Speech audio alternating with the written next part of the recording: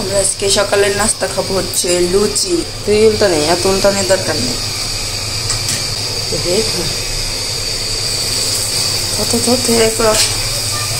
বাসনপত্র নাই তো, ওই দেখেন ডাকনার মধ্যে রাখতেছি, পাশের মধ্যে রাখতেছি।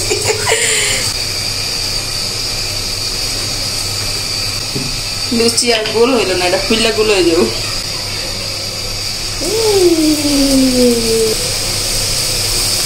খাইতেই যেতেছে খুললা, ও একটু লাল হোক পরে উঠে।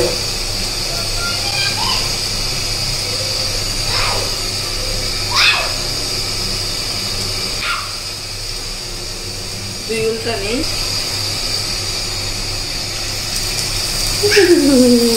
আমরা আজকে এই লুচি খাবো হইলো মাংসের তরকারি দিয়ে। আজকে আমি চা দিয়ে খাই দেবো, কেমন লাগে? একটু সময় খাবার রান্না কমো পুরা দুধ দিয়েই জায়গা নেই, দিকে দুধ আইনা রাখি না বেশি। আজকে সকাল সকাল বাজারে গেছিলাম, আর হচ্ছে কই মাছ, পাঙ্কাশ মাছ এছাড়া আমাদের চলে না, শিং মাছ, তারপর হচ্ছে রুই মাছ, আর হচ্ছে চিংড়ি মাছ নিয়ে আসছি। আর বাজারে আজকে অত একটা মাছ ছিল না, তো এই যে হচ্ছে মাছ।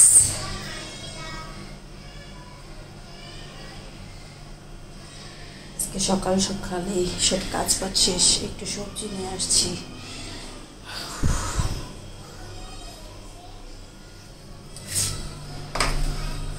আজকে বললো সকাল থেকে কারেন্ট থাকবে না, কিন্তু কারেন্ট গিয়ে এবার চলে আসছে। টেনশনে পড়ে গেছিলাম যে কারেন্ট চলে গেছে, কোথায় রাখবো মাছগুলা, ফ্রিজে রাখতে হবে।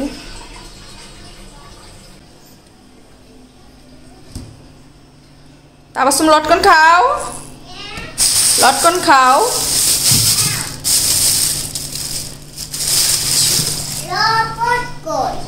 লপট না, লটকন নো। হ্যাঁ, সাবান নিয়ে আসছো বাবা। দেখতে দেখতে কোরবানি ঈদও চলে গেল, আর কোরবানি ঈদের পর হচ্ছে ফ্রিজে মাছ সব কিছু শেষ হয়ে গিয়েছিল, কিন্তু মাংস তো আর খাইতে ইচ্ছে করে না। সেই জন্য আজকে আমি সকাল সকালে গিয়েছিলাম বাজারে, আর বাজারে গিয়ে একদম ফ্রেশ মাছ নিয়ে আসলাম। আর আজকের মাছগুলো সব কেটে নিয়ে আসছি বাজার থেকে, আমি শুধু বাসায় এসে ধুয়ে নিছি। আর আজকে মাইক দিয়ে বলছিল কারেন্ট থাকবে না, তো কারেন্ট গিয়েও আবার চলে আসছিল। খুবই টেনশনে ছিলাম যে মাছগুলো নিয়ে আসছি, ফ্রিজে রাখবো কীভাবে, ঠান্ডা হবে না বা কিছু এরকম নিয়ে। তারপর তো আমি রান্নাবান্নাও শেষ করে ফেলতেছি, গুছায় গাছায় আর কি। একেবারে যেহেতু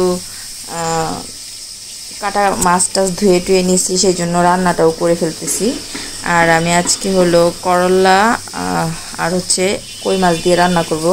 এই তরকারিটা আমার খুবই পছন্দের একটা তরকারি, আর করলা দিয়ে তরকারিটা রান্না করলে না আমার কাছে খুব মজা লাগে, বিশেষ করে কই মাছ দিয়ে। আর আমি খুবই সিম্পলভাবে করলাটা রান্না করে নিলাম। প্রথমে পেঁয়াজ ভেজে, তারপর হচ্ছে একটু আদা রসুন বাটা দিয়েছি, দিয়ে তারপর হলো হলুদের গুঁড়া, মরিচের গুঁড়া, ধনিয়ার গুঁড়া দিয়ে রান্নাটা করে ফেলছি। আর আমি কষানোর মধ্যে আলুটাও সেদ্ধ করে নিছি, আর করলা দিছি পরে। করলা একটু কম সিদ্ধতেই হয়ে যাবে। তারপরে হচ্ছে করলাটা দেওয়ার পর একটু নাড়াচাড়া করে আমি ঝোলের পানি দিয়ে দিছিলাম, আর আমি ঢাকনা ছাড়া হচ্ছে করলাটা রান্না করব। আর এদিক থেকে মাছটাও ভুনা করে নিছি। আর মাছের মাথা, মাছ নিয়ে আসার পর তারপর আমার বাবা সবসময় বলে মাছের মাথাগুলো রান্না করে ফেলতে, তো সব মাথা তো আর রান্না করা সম্ভব না। রুই মাছের মাথাটা আর কি ভুনা করে ফেলতেছি একটু মাছ দিয়ে। আমি যেভাবে করলাটা রান্না করছি, এভাবে রান্না করলে করলা একটু তিতা লাগে না। এই তিতা জিনিস তো একটু হালকা থাকবে তারপরেও।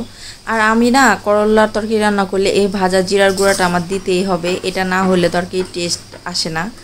আর দেখেন করলাটাও কি সুন্দর সবুজ সবুজ কালার হয়ে গেছে, মানে ঢেকে দিলে এটার কালারটা নষ্ট হয়ে যাইতো। আর আমি যেহেতু ঢাকনা দেই নাই, সেই জন্যই কালারটা অনেক সুন্দর, মানে সবুজ সবুজ কালার আছে। আর ঢাকনা দিলে করলাটা তিতা হয়ে যাবে। আর আমি মাছটাও ভুনা করে নিছি।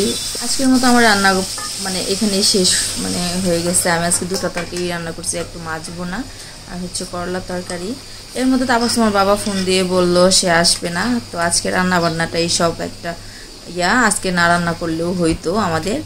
তো আমার করলা তরকারিটাও হয়ে গেছে, দেখেন কতটা মানে একদম হেলদি একটা তরকারি, যেমন মরিচ মশলা সব কিছু কম, একটু ঝাল কম দিয়ে রান্নাটা করা হয়েছে। আর যেহেতু ভাজা জিরার গুঁড়া ছিল সেই জন্য একটু মাছ ভুনার মধ্যেও দিয়ে দিলাম। আর এটা ঝোল থাকবে না, এটা শুকনো শুকনো করে ফেলবো মাছ ভুনাটাও। তো ভাজা জিরার গুঁড়াটা আর কি একটু দিয়ে দিছি। আর মাছ ভুনার মধ্যে ভাজা জিরার গুঁড়া দিলেও মজা লাগে।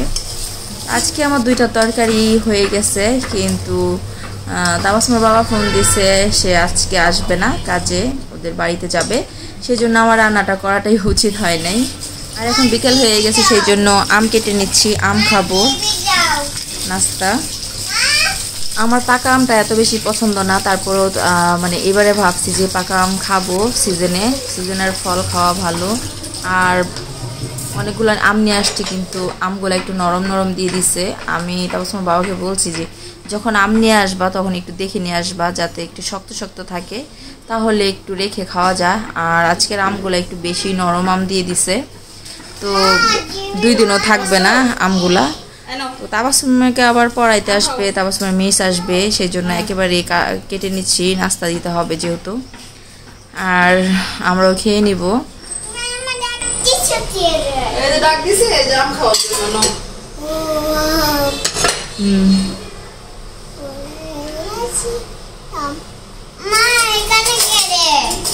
হ্যাঁ হ্যাঁ নাও, হ্যাঁ কোনটা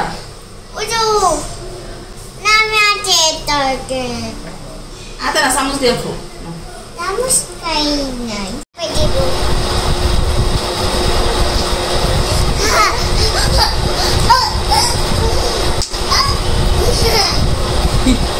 ফ্যানটা বন্ধ করো তো না, ফ্যানটা বন্ধ করো। নাও আম খাও। আল্লাহ আম দিলে কি করছে?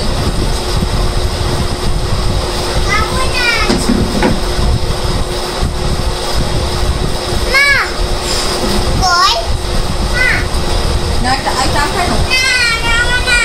এই যে নেই, ফ্যান বন্ধ করো, ফ্যান বন্ধ করো। না ওইটা আম খাও, একটু না এখন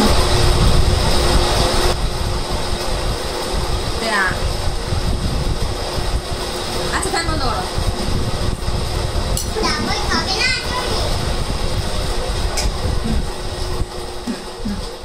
আজকে আমি যে ঝালমুড়ির মশলা বানাইতেছি গরুর মাংসের কিমা দিয়ে।